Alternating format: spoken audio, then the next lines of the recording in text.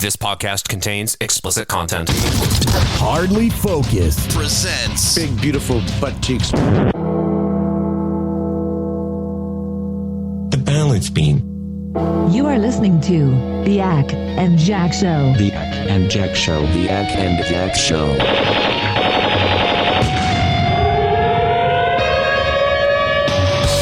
Hey, we go. Welcome to the Acc and Jack Show. Chris Acciardi and Jack Gill. You can get us at accandjack.com. That is ACC and Jack.com. Acc, how are you now?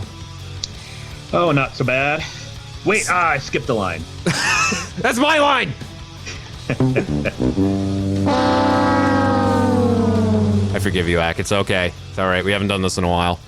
Yeah. We're rusty. Well, same. Not so bad. I am a cat father now. Hooray! Truly the greatest joy in life. Yeah, I've lived with cats. You know, if you remember, if you listened to this podcast at any point in the last decade, I lived in an apartment with two cats. One was a jerk. The other was an absolute sweetheart, but she was afraid of her own shadow. I can confirm both of them are still around too. They're both old. They're in mid to high double digits, but they're both still around, which is, for me, comforting to know. Mm-hmm. But last week I adopted two kittens. They're both 3 months old. They are freaks because they have extra toes. Who among us isn't a freak? See, I think like people are off put by that, right? Like they go to the pet store or the shelter or whatever, and they see an animal that has like a deformity, and they're told, hey, this animal has a deformity. In this case, these kittens have extra toes, and they're probably, in all honesty, turned off by that, and they think, no, not for me. So yeah, and it's a shame, you know. I think it's perfectly lovable. Yeah, I have no issues with them. I mean, they could have issues when they get older, but that is for me, I think that's a bridge that will be crossed when I get to it. And right now, that's a problem for tomorrow, you. And if you know anything about me, I like to just put things off and never do them. Like all the work I need to do around the house, all of the painting I need to do, for example. That, I'm sure, will get done never. So. See, I like to justify it by saying the only guy who's a bigger asshole than current me is future me. So any extra work I put on him, he probably has coming. I like the way Snrub thinks. I mean, you think. What is that shirt you're wearing, by the way? This is a Mass Effect N7 t-shirt. Nice. I'm going to assume you've played the re-release, the remake. I actually have not yet. Oh, wow.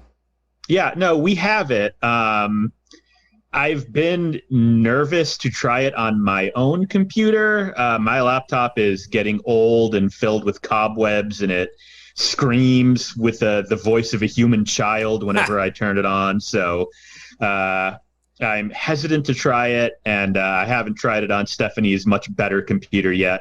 I'm thinking I might just, at some point in the near future, splurge and get myself a new gaming rig. Yeah. But it's on the console. Because I feel like when I play the Mass Effect Remastered Trilogy, I want it to be like on the highest specs and, you know, go all out. Yeah, I mean, it's on the consoles. It's on yeah, true. Things. I don't, aside from the Switch, I don't have any of the current gen consoles. No, true, yeah. Well, I mean, I have the PS5 and I've been using my PS3 like daily for the last several months now. I don't know. I just like, I don't know if like the PS3 is now retro. I just like playing my PS3. I mean, there's very good games on. There's also very good games on PS5. I'm playing that new Ratchet and Clank, which is absolutely gorgeous. It's just big. There's so much to do in it. It's overwhelming. Yeah, I feel that way about a lot of games these days. Yeah, part of why I so often go back to, the old faithfuls of Mass Effect and Dragon Age and Skyrim and Oblivion. Like, there's something comforting. Like, you look at a brand new game where you don't know what's going to happen, and there's almost a sense of anxiety there of, what if I fuck up? What if I spend 40 hours playing it and then realize my character is an idiot and I did all the wrong things? I want to play a game where I can basically sleepwalk through it sometimes. You just want that comforting feeling of a bathrobe you've been wearing for 30 straight years. Yeah, that's why I'm playing Fallout 3 again on the PS3. I could play it on anything. I'm choosing to play it on the PS3, but because it's like comfort food, right? Like, yeah, I will play whatever Bethesda puts out whenever they put it out. Yeah, like, I'll play Starfield when it finally comes out. Yeah, absolutely. I'll take time out of work for Starfield, but I will be like, hey, this is a fantastic game, as Bethesda rarely falters in that department. And then I will go back to Fallout 3, which came out in 2008. So, I could never get into the Mass Effect series. I've tried so many times. I bought the trilogy, like, on Xbox 360, and like was trying to play the first one, and I'm just like, I can't get into this, and it sucks because I know so many people, yourself included, who love this game, and I just can't do it. Yeah, I do sympathize, and I think if you are still interested, picking up the Legendary Edition could work for you, because the first game, as it originally was released, is rough. Like, I really love it. The story elements are fantastic. There's a lot of really, really cool sci-fi exploration in there. If you're a Star Trek fan, there's a lot to love. But the first game, just on a gameplay level, was absolutely very rough compared to the second and third games. So in the Legendary Edition, the second and third games are basically just polished graphically, but everything else plays exactly the same as they did the first time around. With Mass Effect 1, they actually made significant changes to the gameplay itself. Good. Because they knew it just didn't hold up very well by modern standards. So I definitely sympathize if you play the first game and go, this is too difficult. And I don't mean like difficult as in it's hard. I mean difficult in it's just not intuitive. Yeah, it's like it takes away from the fun. Even if I was trying to get like immersed in the story, it wasn't happening for me. It sounds very similar to the Mafia series. There's 3 Mafia games, and those got the re-release treatment. The third one's only a few years old, but all 3 of them were recently re-released. But the first one was remade from the ground up. Pretty much a next-gen game when it came out. And I played through that, and I played the first one to the original when it came out, and that is it was like night and day. Right. Everything was, the story and everything was exactly as I remembered it, but like going back and looking at gameplay videos from the PlayStation 2 version from I think like 2002 when it came out. That's what I say. Oh, and then what's his face from Grand Theft Auto 4 plays a minor character. Roman, the guy who plays Roman, is in it. No matter what, that guy sounds like Roman. Oh yeah. he is always going to be Roman. This is you for the rest of your life. So I wanted to this is gonna be on a bit of a morbid note, and I apologize in advance, but Acc, I wanted to pick your brain on musicians that you like that all of a sudden, or not so all of a sudden, passed away. And I bring that up because a band that I really, really like, and actually this show features music by them in several of our music beds, a band called Hum. They were a one-hit wonder in the mid-1990s, but they were pioneers of a genre called space rock. They had a song called Stars. It was all over MTV and all over the alt rock radio, and you can even still hear it on the radio today. But the drummer unexpectedly passed away yesterday or today, and that was a shock to read because the band has largely been intact throughout its entire existence. They actually just put an album out last year for the first time in over 2 decades. Wow. And it was fantastic. It was like they hadn't missed a beat. And it was also a bit of a shining light in an otherwise dark year, because this was like just a couple months into the pandemic when everything was terrible. And then all of a sudden Hum is just like, oh, hey, surprise, here's our first new album since 1998. So and it was great, and this drummer Bryan St Pere played on it, and then today the band sadly announced that he passed away unexpectedly. So that's been on my mind all day, and it was bringing me back to the morning I woke up and Chris Cornell had died, reading that news, and then a couple of years later. I don't know if you've listened to that, Mac. They'd actually, I think, be up your alley. A band called Frightened Rabbit. No, I'm not familiar with them.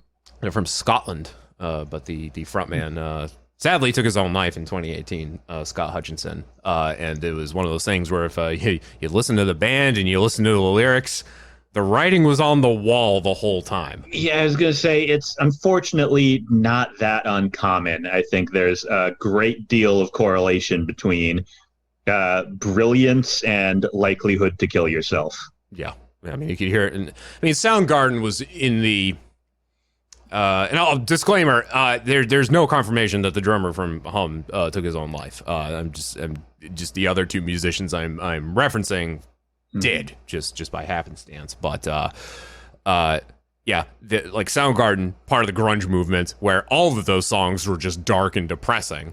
But then Scott Hutchinson's music in Frightened Rabbit was like, there's a song called Floating in the Firth, which is a river in Scotland near Glasgow, and that is exactly how he took his life. So like he more or less, in my opinion, announced in his music, I'm gonna do this, and this is how I'm going to do it. And Right. people, once it happened, people were like, oh Yeah, no kidding. so so I want to pick your brain, Acc, on musicians that passed that that I guess took you by surprise, or maybe not by surprise if you knew that they were ill, but where the news still sucked and messed with you.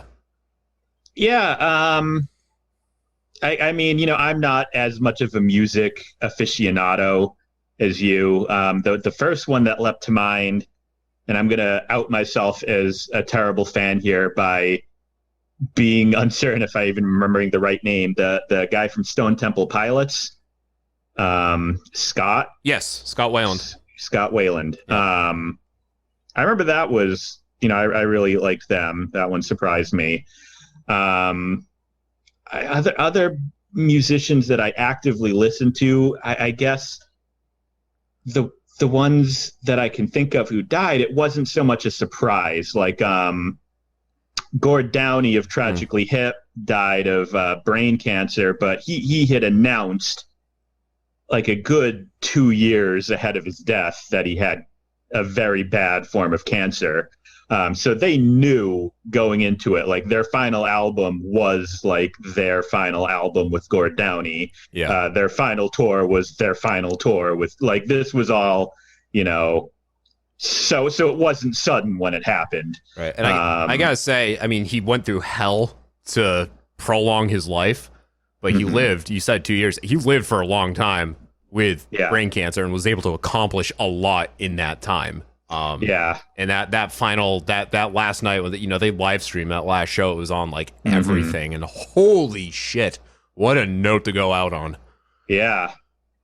And then the other musician who I listened to who has since passed away was David Bowie, but again he had decades long illustrious career. So I think it can't really be said it was sudden in his case. Right. And I think no one knew he had cancer until either the day he died or like the day before he died, because he died either the day of or the day before he released his last album, which was Black Star. And it was him basically saying like, hey, I'm sick, I'm dying, this is me saying goodbye. Yeah. But you wouldn't know, like, because he wasn't public about it. Right. Yeah, but still, like, just when I think of sudden, I think of like, with respect to the Bowie estate, young and in their prime, whereas David Bowie was clearly most well known for his work back in like the 80s and 90s. Yeah. So I know you're a big Tragically Hip fan, and unfortunately I got into them too late. I knew only of them because of, you, by proxy your father, but also the band City and Color, because Gord did a collaboration with them. And it wasn't until they, announced he was sick and he was dying, I'm like, all right, I'm finally going to check these guys out. And I'm like, of course I'm getting into them when, like, I'm never going to have the chance to see them. Right. And that, the likelihood of hearing new music from them is now diminishing. But they had like 2 or 3 decades worth of music that you could comb through, because they were regularly putting stuff out. Oh yeah, they released like an album a year between like 89 and 2015. Did you see that performance from the Juno Awards a couple of weeks ago that they did? No, I didn't. Yeah, it's the first time that they have performed since Gord died, since that last show in Kingston. And Feist, Leslie Feist, performed with them. She took Gord's place for that one, and I'm blanking on which song they performed, but it was good enough that I'm totally down for like a future collaboration between the two of them. I think they said that that was a one and done thing under the circumstances, because I think they were whatever like the Canadian equivalent of the Rock and Roll Hall of Fame is, or whatever. Like they won like a Lifetime Achievement Award or something. So it was like a special enough occasion for them to say like, hey, we'll do this one performance. But like I'm totally down for them just doing more collaborations, because she is obviously, you can't replace Gord, but if someone's gonna take up the mantle, it's like this. I say the same thing about all the times that quote unquote Nirvana has reunited, and the guy from Deer Tick playing frontman. Like, that is a collaboration I would pay ample amounts of money to be present for in a live setting. Right. So, with those guys like Bowie and Gord, you had some lead time. Bowie, you didn't have lead time because he, like, hey, I have cancer, also I'm dead. But he was like 60s, if not in his 70s. Yeah, it's same with like Prince. Like there's at a certain age, like if you find out a musician dies, you're kind of just like, well, they made it a long time. Yeah, like, they lived given how many do die very tragically and very young, that when you find out a musician in their 60s or 70s died, you're like, well, can't ask for much more than that. Yeah, it's like if McCartney goes like tomorrow, then like, oh, well, the guy's 79 or whatever. Long career. You can't really be broken up at that point. The way I see it is, if you make it to 75, then like, instead of being sad, just celebrate at that point. Like, you've lived a life. Once you hit that stage. When you mentioned Scott Weiland, that one for me, it was a shock, but at the same time it wasn't, because he had a very storied history with drug abuse. And was actually kicked out of Stone Temple Pilots because of it. The bigger shock for me was when Chester Bennington passed away, because he was also not only Linkin Park, but then Stone Temple Pilots as well for a few years.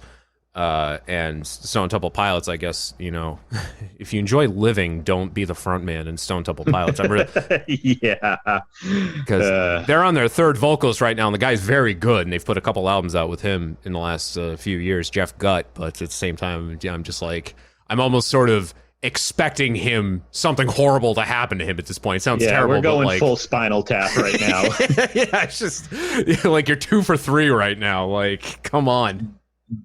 Take some. This guy better have a really good life insurance policy.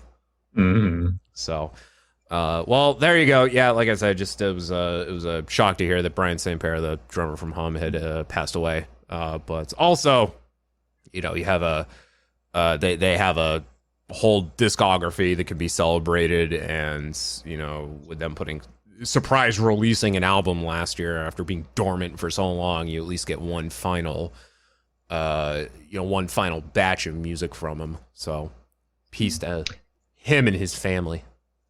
I did think of one other.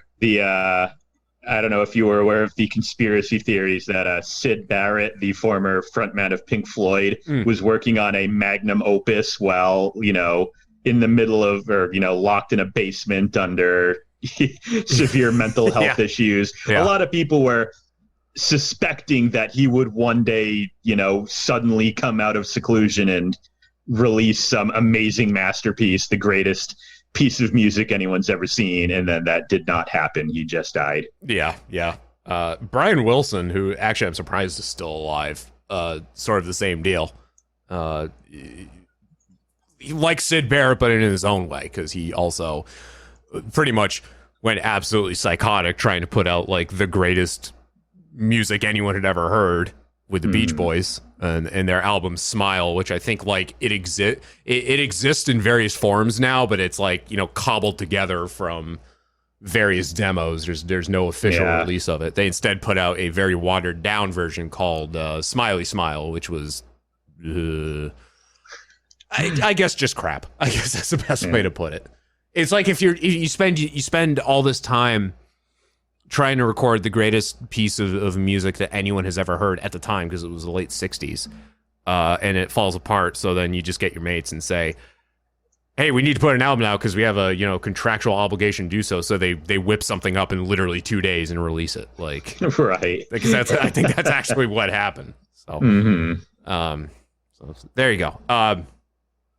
Shifting gears, we go from somber to psychotic, because he who continues to exist. He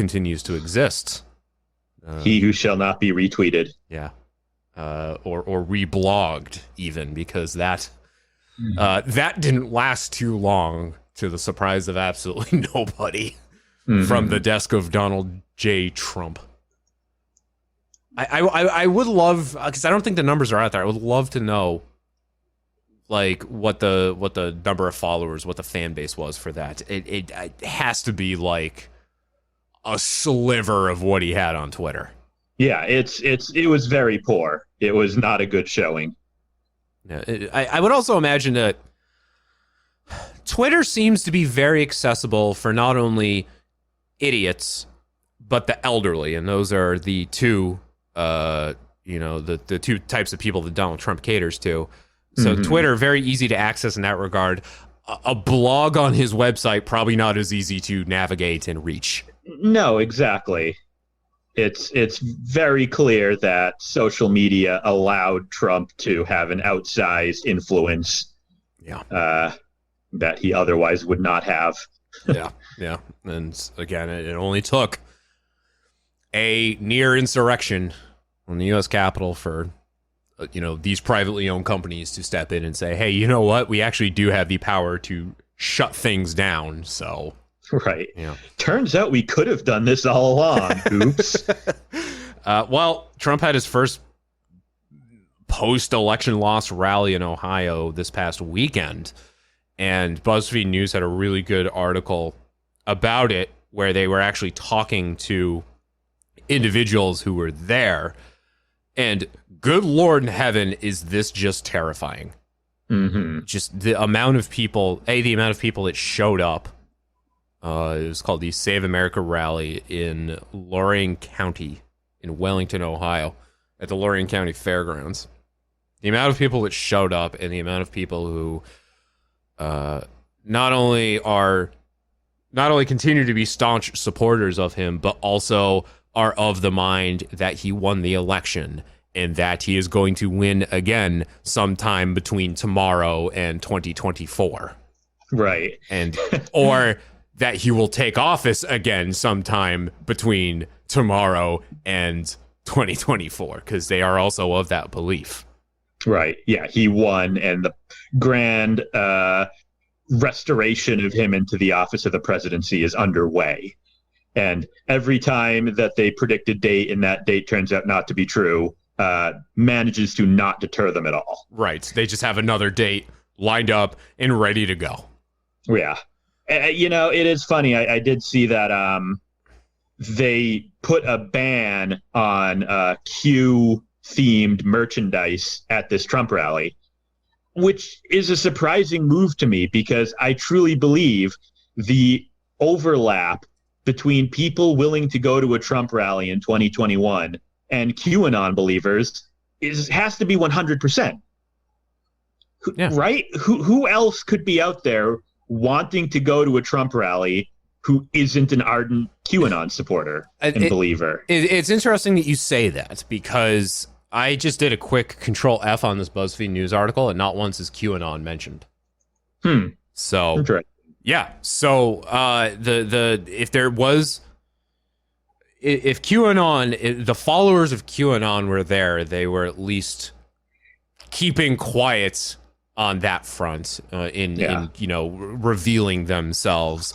But at the same time, if you both believe that Trump won the election and also believe that he's going to win in 2024 and also believe that he could take office and usurp the role of president anytime between now and then, you might as well just outright say you subscribe to QAnon's beliefs. You might as well also say that you're a Nazi and that Hitler did nothing wrong, because I really equate.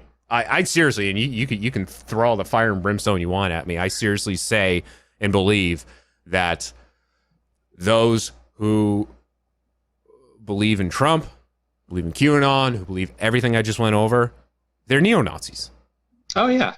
You might as well just be a neo-Nazi. Absolutely.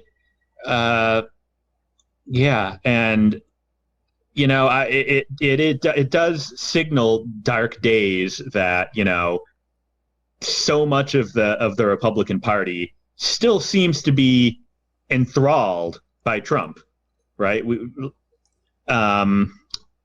Pelosi just announced that the attempts at the bipartisan January 6th investigative committee fell through, obviously. So now the Democrats have said they're just going to do it on their own. If you'd like to join us, you are more than welcome. But if you don't, we're going to do it anyway. 2 Republican congresspeople, one of whom was the recently chastised Liz Cheney. Mm-hmm. Exactly 2 Republicans announced they're going to help the Democrats. Every single other Republican is refusing to do so.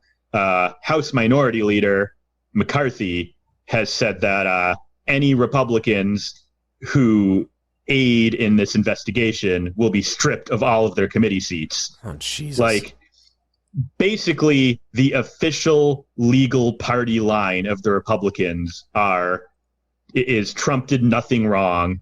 Don't think about it. Don't look at it too much. Just let us be. Let Trump continue to do whatever the hell he wants. He must not be allowed to face any consequences. It's wild. Right. Not to mention that right now, the Trump organization, his actual business, is now under fire for tax fraud. Yeah. A decade and a half of tax fraud. I think the man deserves to spend the rest of his life in prison for many worse things. But if he just gets his business taken away for being a giant fucking crime wrapped up in a tall building, that would be okay. I would be happy with that. Just force the man into bankruptcy. Like not the bankruptcy that he's filed for several times in his life. Like, seriously, literally no money to his name. Needs to now mooch off the taxpayers of America by going on welfare. Mm-hmm. Yeah, boy, would that be great, but unlikely in his lifetime. Right, exactly. You would have to hope that his beneficiaries suffer, like his kids. Right. I mean, yeah, it's very rare that someone that rich and powerful faces consequences when they do something wrong. I mean, one of the only times I can think of is Bill Cosby going to ooh. Man, what a weird day yesterday was. You got Cosby, who The right side of your mouth says, I want chocolate Jell-O pudding pops, and the left side says, no, I want vanilla Jell-O pudding pops. You can have both.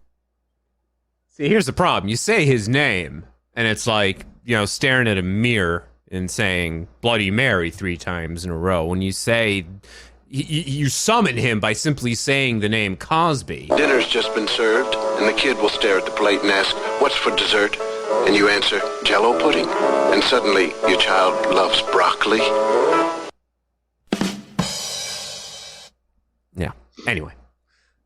What a weird day. Yeah. He gets out of prison. The Smallville chick, the sex cult associate, only gets 3 years. Granted, the guy who was actually running the sex cult got like 120. I actually forgot all about that. I did too, until they said, like, hey, Allison Mack is being sentenced today. And then I was interested long enough just to hear how long it was. And then 3 years. Doesn't matter. Just like, her, Cosby, no work to be had for these people. Yeah. Like, even exactly. Yeah. They're vilified. Yeah. They have no careers. For her, I mean, she's young. She's, I think, not even 40 yet. So, yeah. Well, in woman years, that's pretty old. She, I never watched Smallville. I didn't even know she was on Smallville until this whole thing happened. But I look at pictures of her and her character from Smallville, and I just think to myself, well, she's cute. Her whole head is the shape of a box, but she's cute. And then you see recent pictures of her ever since this whole thing went down with the sex cult, and she looks like she aged 10 years in the course of 3 or 4, however long this thing has been going on for. Well, geez, it's almost like joining cults is not very good for your mental or physical health. She had, because we talked about it on the show back in the Talk Radio Meltdown days. We talked about her getting busted and Keith Raniere getting busted, and that whole thing coming to light, because talk about shocking news. It was shocked to hear that this Hollywood actress, a ringleader in this Nexium cult and trying to get other actresses to be part of it. And she had posted because we played the audio, she had posted a video on her Twitter like 2 days before the thing happened. And she was doing a Q&A, answering fan questions, and like one of the first questions asked is like, what do you want to be remembered for? And she was just like talking about her accomplishments in life, and she wants to be remembered for being a good person and a charitable person. And like the next day, the news came out that she was the ringleader in a sex cult. I'm like, yeah, bitch, people are going to remember you. Oh, are they going to remember you? So, yeah, just going back to the Trump thing here real quick before we wrap up. Yeah, it's sad that there are people out there that hold on to these beliefs, and that they will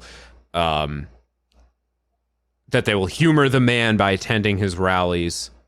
Even just the pictures that this BuzzFeed News article has of the people wearing the Trump won shirts, or here's my favorite, fuck Joe and the hoe. Or that's delightful. Yeah, Biden sucks, Kamala swallows. And these people are just like freely wearing these. These are delightful individuals. Yeah, how lovely. Yeah, great if they're like, yeah, we're elementary school teachers.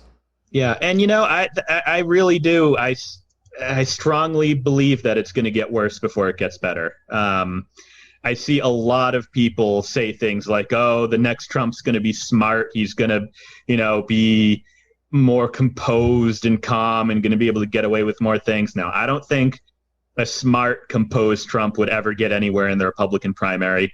The 2024 Republican nominee, is going to show up to the debate stage wearing a Joe sucks, Kamala swallows t-shirt.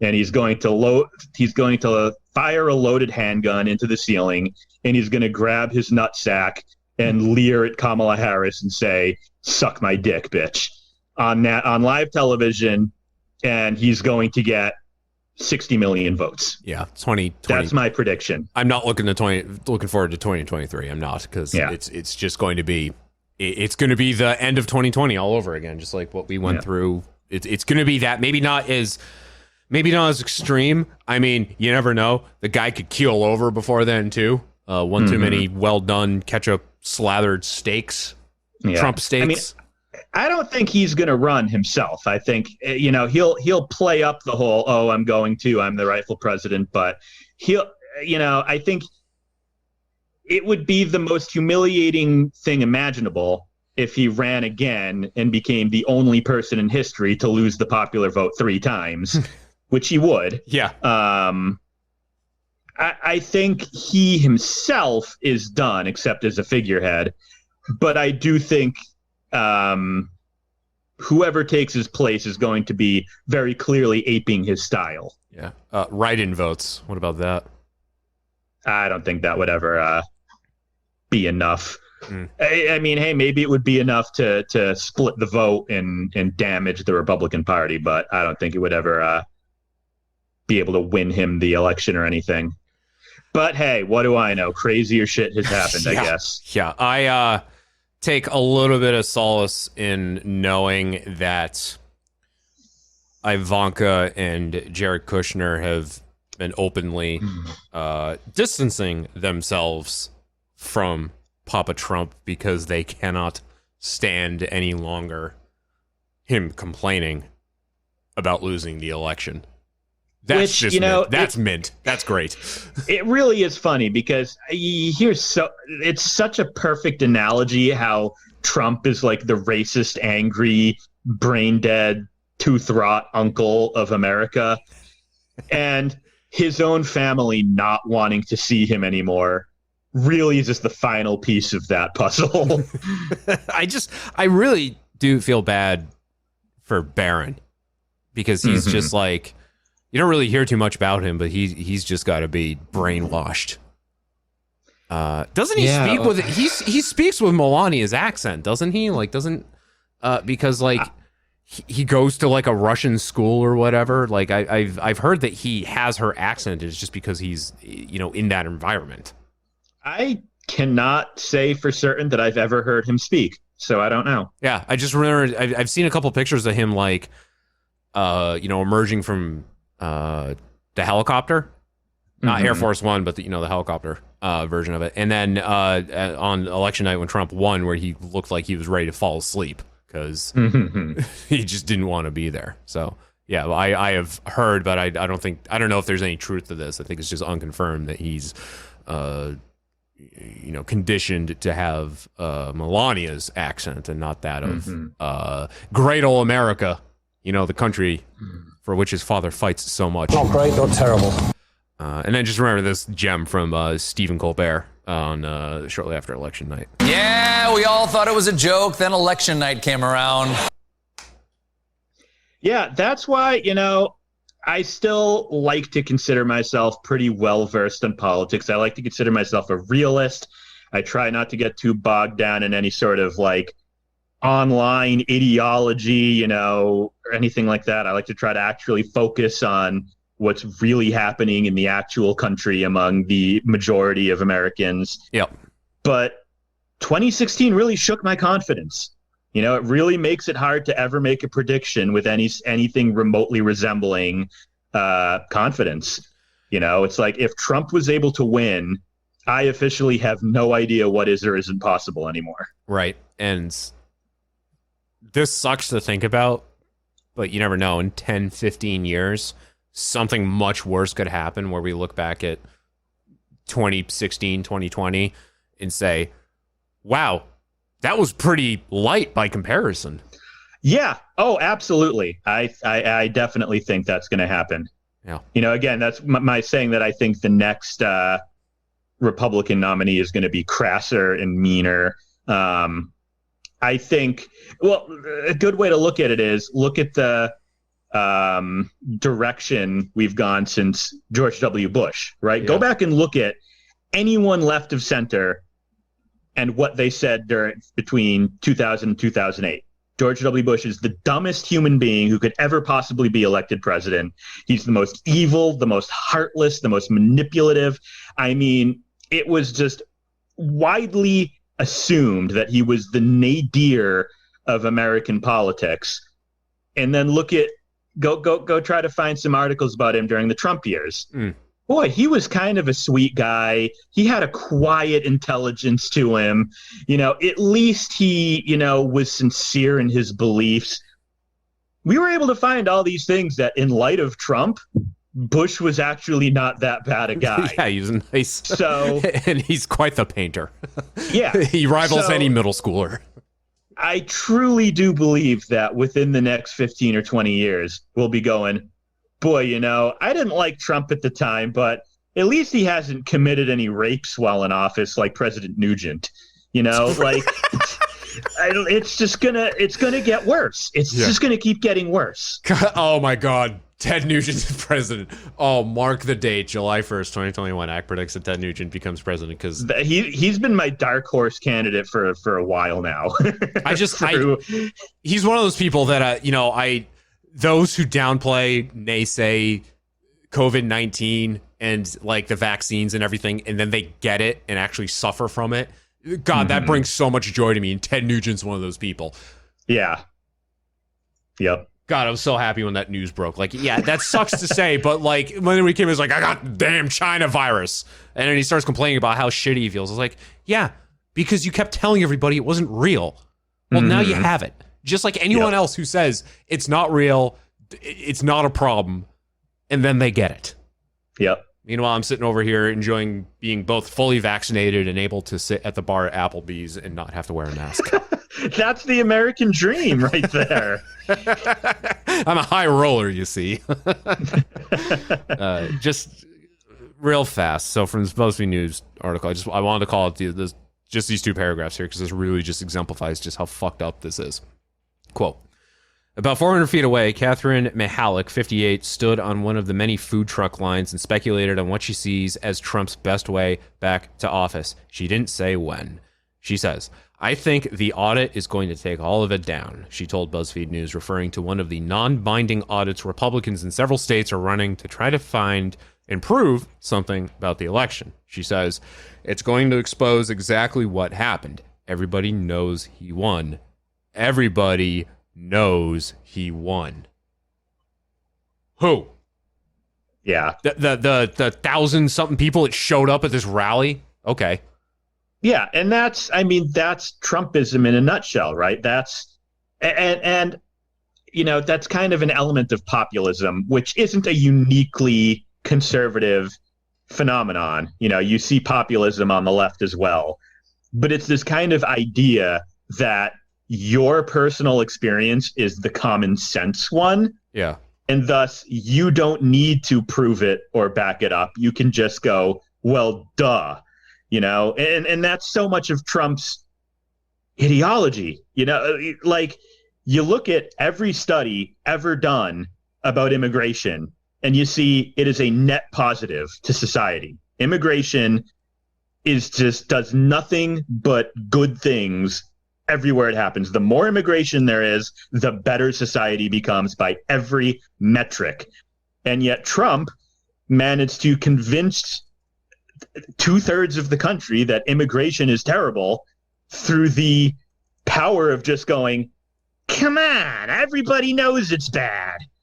I mean, that's his argument for everything. For every stance he holds, he backs it up by going, I mean, come on, I know it, you know it, everybody knows it, everybody's saying it. That's how he explains everything. Yeah, I mean, even the investigation in the Trump organization right now, he's calling it a witch hunt. He's saying it's a witch, it's a witch hunt from the far left. Yeah. It's just like everything else. Just like literally everything else that he has perceived as a slight in his existence. It's a witch hunt. Yeah. So I auditioned for this band recently, and they're like, hey, you're okay. Do you want to play with us? And I was like, no. I mean, thanks for the audition, but I'm going to pass. And there were a lot of reasons behind it, but there was one that for me, it was just bad juju. And it was at the guy's house where I met them, where they were playing, was like 2 houses down from someone whose front yard was just laden with Trump won and Trump 2024 signs and banners. And it's just like, I was surprised this house was like standing and in nice condition. I'm surprised that, like, and I even thought to myself, like, if I come back here, I'm just going to, like, when the sun goes down, I'm just going to stop and just, like, pick this shit up and just take it with me so I could burn it. That's just, that's just a black mark. That is just a bad aura. And I'm like, I can't be around here. Like, even if everything else about this scenario, playing with this band works out to be perfect, and I end up joining a band that, like, goes on to make millions and millions of dollars, it will just be slighted by the fact that this clown lives 2 doors down. Like, it was not, I mean, like I said, lots of other reasons why I ultimately passed on it, but one of them is, and I didn't have the heart to tell this guy this, I'm like, yeah, you live near an ardent Trump supporter. Not to say that you are an ardent Trump supporter, it's just you live near one, and that's just, by default, bad juju. Yeah, you know, and I sympathize with that sort of thing. Like, I know some people think that's horrible. Like I saw an article recently about how, you know, more and more young people are asking for potential roommates' political affiliations before, you know, signing leases with them and agreeing to move in with them. And some people will say, oh, that's just gone too far. Let people disagree, yada, yada, yada. And it's like, I'm sorry, I don't want to live in a confined space with a fascist. Yeah. Like that would be physically and mentally and emotionally unpleasant for me on a daily basis. I don't apologize for the fact that, yeah, I would want to know if someone was a Trump supporter so that I could decide not to live with them. I would absolutely do that. Yeah. I mean, I don't think I'd have an issue with it as long as they keep it to themselves and don't broadcast it, and don't also try to shove it down my throat, because there's someone that I'm friends with who I just learned recently is, I don't know how they are with Trump, but they are an ardent enough Republican, like where someone had scoped their like Google Chrome bookmarks and saw listed among them Fox News and Newsmax and like all of, all of the news sources, quote unquote, that the Trump supporters cling to. Right. I had no idea about this guy. I mean, he lives in Florida. That should have been a telltale sign right there.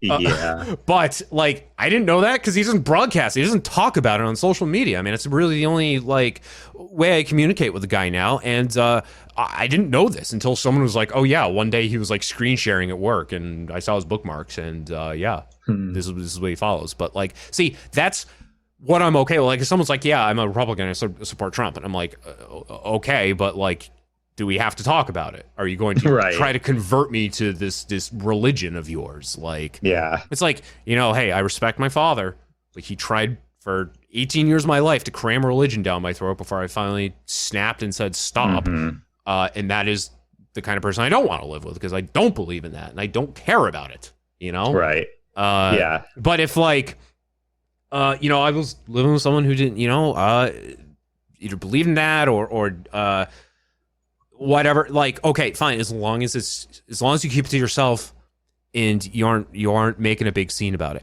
Now, if I live with someone who's an anti-vaxxer or against the COVID vaccine or against, or of the belief that COVID isn't a thing, that is something I'm going to like be like, hey, I need to see your vaccination card, because not just for ideological reasons, but for actual human health and safety reasons. Right. Yeah, because I really like to not get COVID a second time, even though I'm vaxxed. But also, those are people that have issues. Yeah. Although I do love, because some of these people I know who are like against the COVID vaccine are starting to get shut out of things now that they want to take part in and can't, because they're not vaccinated. Or if they like go into the store and like, hey, you have to, like, you're not vaccinated, like you have to wear your mask, and you start complaining about it. I'm like, hey, it was really easy for me to do, surprisingly easy? Getting the vaccine. Yeah. You know what cost me $0? Getting the vaccine. Yes. Thank you, Joe Biden. Yeah. It's Trump scene. It was all me. Trump scene. I invented it. I invented COVID-19. I invented Was he Howard Stern now? He invented everything? I invented pandemics. The Spanish flu. No flu had ever been better until the Spanish flu happened. All right. Acc, it's always a pleasure talking at you and with you about all of these things. We should do it again sometime. Absolutely, my friend. Cool. All right. Well, thank you for listening. We will talk at you next time. See you. Bye. From FSN in Brussels, I'm Nina Maria Potts.